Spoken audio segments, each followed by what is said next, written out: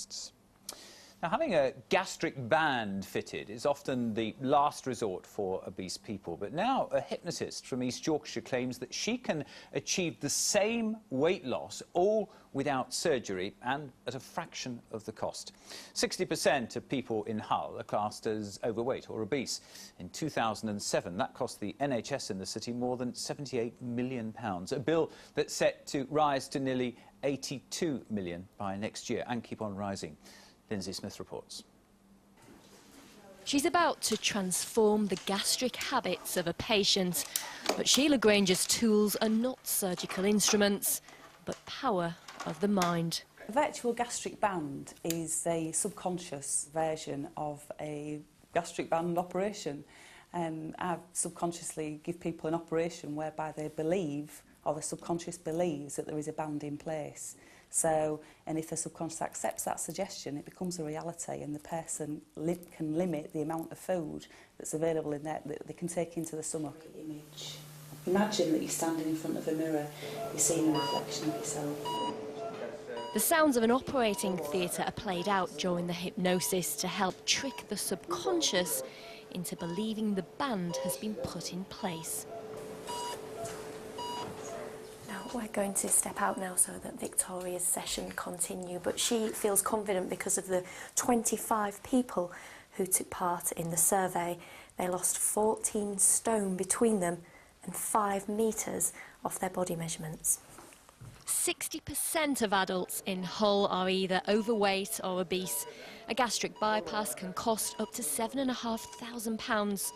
So would NHS managers in Hull consider Sheila's treatment, which costs approximately £200 a person?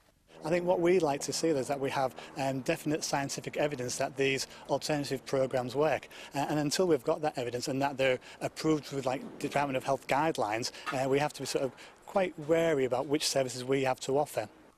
Victoria says the best evidence for her is that she's lost £12 in 3 weeks.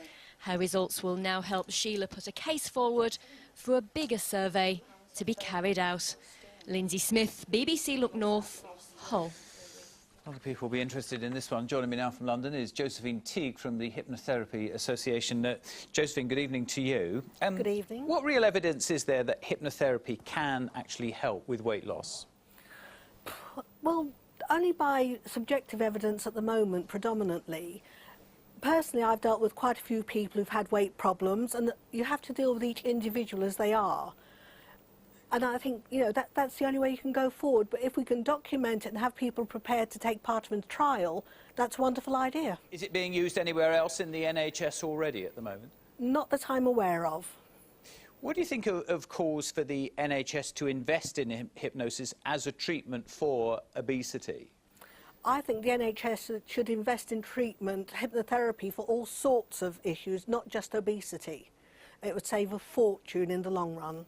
Of course, a lot of people will be very sceptical. They say, well, you know, hypnotherapists, they make money out of this and all the rest of it. You know, they need evidence that it's going to actually work and be worth the investment, don't they? Well, that's very reasonable, but you need to have the money there to run the research trials to actually provide the evidence. The NHS, if they were to actually invest in a trial, they do it with IBS treatment up in Manchester.